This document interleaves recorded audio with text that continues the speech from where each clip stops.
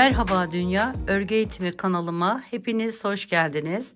Bu videomda sizlere görmüş olduğunuz iki şiş yapımı kolay olan bu güzel modelin nasıl yapıldığını anlatmak ve paylaşmak istiyorum.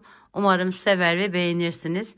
İki yönlü de kullanabileceğiniz, yapımı gayet kolay olan, atkılardan şallara, hırkalara varana kadar dilediğiniz her türlü örgüde rahatlıkla kullanabileceğiniz bir model arkadaşlarım.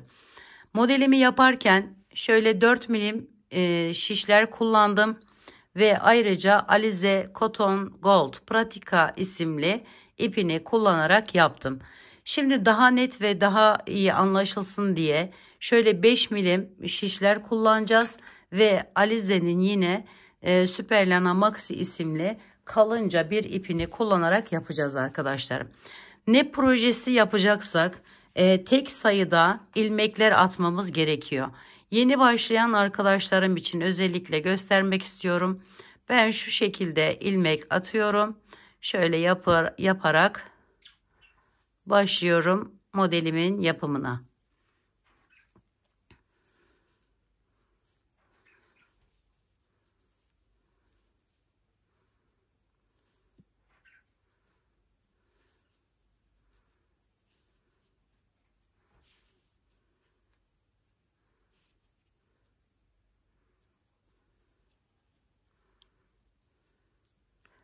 11 tane ilmek attım arkadaşlarım ve hemen geçiyorum. İlk sırada bütün ilmeklerimizi şu şekilde kenar ilmeğini ben giderken örüyorum arkadaşlar. İpimi öne alıyorum ve hepsini şöyle tersten örüyorum. Ayrıca bir lastik yapmanıza da gerek yok arkadaşlarım. Haroşe'nin biraz daha kalını gibi duran bir model. Şimdi bakın bu şekilde geçtim. Kenar ilmeğini şöyle yaparak alırsanız kenar kısımları daha güzel durur. Aldım. İlk ilmeğim arkadaşlarım, bunu normal şu şekilde düzden örüyorum. İkinci ilmeğimin arkasından giriş yapıyorum. Bakın şöyle ikisinin arasından giriş yapıyorum. İlmeği buradan çıkartıyorum. Şu şekilde ve bu ilmeğimi ve hemen arkasından gelen ilmeğimi birlikte örüyorum. Bu şekilde. Şimdi diğerini de aynı şekilde sırada geleni arkasından giriş yaptım. Sonra ikisini birlikte bu şekilde örüyorum. Bütün hepsine aynı işlemi uyguluyorum arkadaşlar.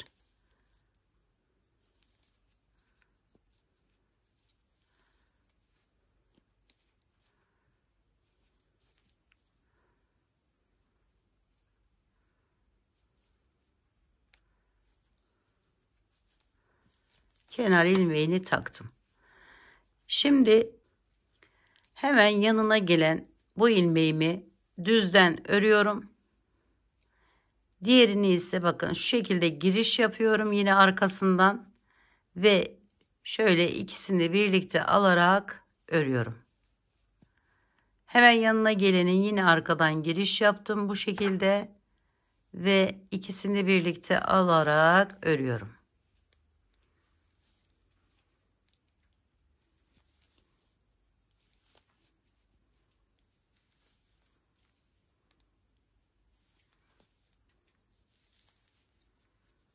Kenar ilmeğini taktım.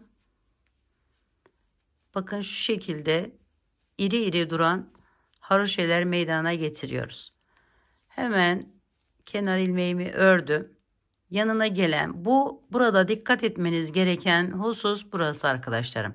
İlk ilmeğe herhangi bir şey yapmadan bu şekilde düzden örüyoruz. Yanına gelen ikinci ilmeği ise şöyle alıyorum, arkasından giriş yapıp ikisini birlikte alıyorum.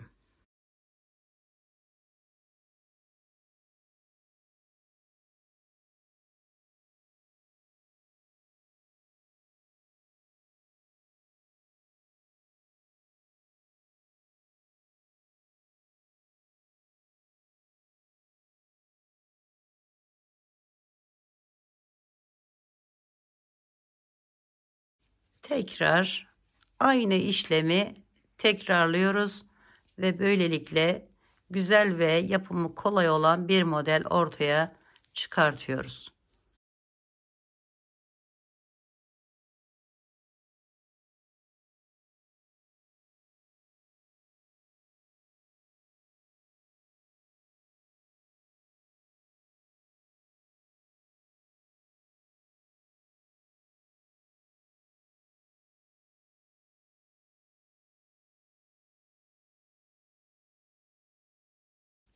Bakın şöyle güzel bir görüntü ortaya çıkıyor.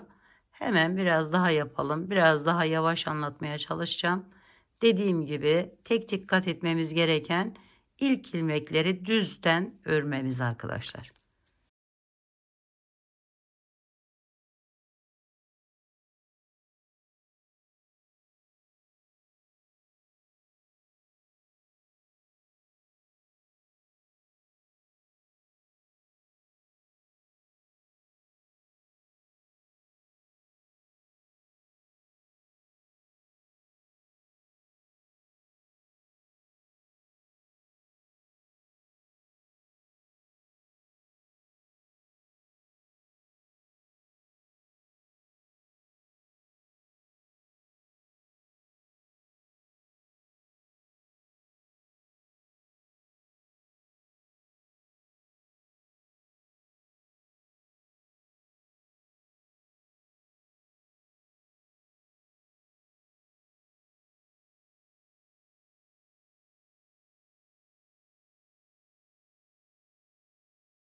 Evet, bakın böyle şirin güzel bir görüntü elde etmiş oluyoruz.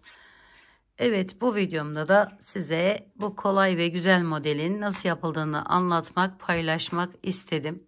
Umarım sevmiş ve beğenmişsinizdir arkadaşlarım.